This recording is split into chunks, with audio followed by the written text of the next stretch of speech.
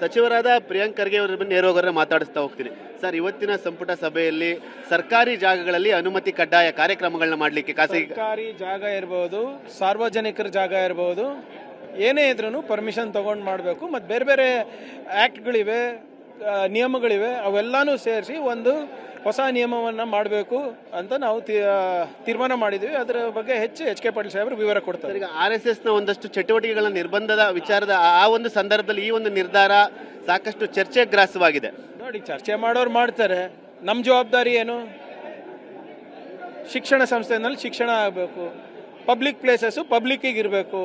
ಸುಮ್ಮನೆ ಯಾರ್ಯಾರೋ ಬಂದು ಮನ್ಸಿಗೆ ಬಂದಂಗೆ ಪಥಸಂಚಲನ ಮಾಡೋದು, ಲಾಠಿ ಇಟ್ಕೊಂಡು ಓಡಾಡೋದು ಯಾರಿಗೋಸ್ಕರ? ಅದು ಯಾರೇ ಸಂಸ್ಥೆ ಇರ್ಬೋದು, ಯಾರದೇ ಸಂಘಟನೆ ಇರ್ಬೋದು, ಯಾರೇ ಇರ್ಬೋದು, ಒಂದು ಕಾನೂನಿನಲ್ಲಿ ಚೌಕಟ್ಟಿನಲ್ಲಿ ಎಲ್ಲರೂ ಇರಲಿ, ನಾನು ಇರಲಿ, ನೀವು ಇರಿ, ಅವರು ಇರ್ತಾರೆ. ಅಂದರೆ ಈಗ ಸರ್ಕಾರಿ ಜಾಗಗಳಲ್ಲಿ ಕಾರ್ಯಕ್ರಮ ಖಾಸಗಿ ಚಟುವಟಿಕೆಗಳನ್ನು ನಡೆಸಲೇಬೇಕು ಅಂದರೆ ಪರ್ಮಿಷನ್ ಕಡ್ಡಾಯ, ಅದು ಎಲ್ಲೇ ಇರಲಿ ರಾಜ್ಯದಲ್ಲಿ. ಪರ್ಮಿಷನ್ ತೊಗೊಳಕ್ಕೇನು ಸರ್? ಈಗ ನೀವೇನು ಇಲ್ಲಿಗಲ್ ಇದು ಮಾಡ್ತಾ ಇಲ್ಲ, ಕೆಲಸ ಮಾಡ್ತಾ ಇಲ್ಲ, ಮತ್ತು ಪರ್ಮಿಷನ್ ತೊಗೊಳಕ್ಕೆ ಯಾಕೆ ಅಂಜಿಸ್ತಾ ಇದ್ದೀರಾ? All we are asking is to take permission. If it is ಒಳ್ಳೆ ಕಾರ್ಯಕ್ರಮ ಇದ್ದರೆ ಅನುಮೋದನೆ ಕೊಡ್ತಾರೆ, ಸರಿಯಾಗಿ ಅನಿಸಿಲ್ಲ ಅಂದರೆ ಕೊಡೋದಿಲ್ಲ, ಅಷ್ಟೇ ಅಲ್ವಾ? ಅಂದರೆ ಯಾವುದೇ ಧರ್ಮ ಪಂಥ ಯಾರೇ ಇದ್ರೂ ಯಾವುದೇ ಕಾರ್ಯಕ್ರಮ ಇದ್ರೂ ತಗೊಳ್ಳೇಬೇಕು ಅಂತೀರ. ಹಾಗಾದರೆ ನನಗೆಷ್ಟು ಕಾನೂನು ಅನ್ವಯಿಸ್ತದೋ ಅಷ್ಟೇ ನಿಮಗೂ ಅನ್ವಯಿಸ್ತದೆ, ನಮ್ಮಿಬ್ಬರಿಗೆ ಎಷ್ಟು ಅನ್ವಯಿಸ್ತದೆ ಅಷ್ಟೇ ಅವರಿಗೂ ಅನ್ವಯಿಸ್ಬೇಕಂತ ಅಷ್ಟೇ. Thank you sir. ಇದಿಷ್ಟು ಸಚಿವರಂತ ಪ್ರಿಯಾಂಕ್ ಖರ್ಗೆ ಅವರ ಮಾತು.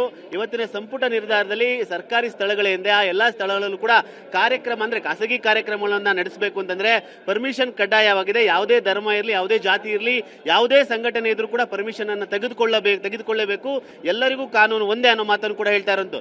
ಈ ಮೂಲಕ ಪರೋಕ್ಷವಾಗಿ ಒಂದಷ್ಟು RSSನ ಒಂದಷ್ಟು ಚಟುವಟಿಕೆಗಳಿಗೆ ಬ್ರೇಕ್ ಹಾಕಬೇಕು ಅನ್ನೋ ಒಂದಷ್ಟು ಚಿಂತನೆ ಏನು ನಡೆದಿತ್ತು.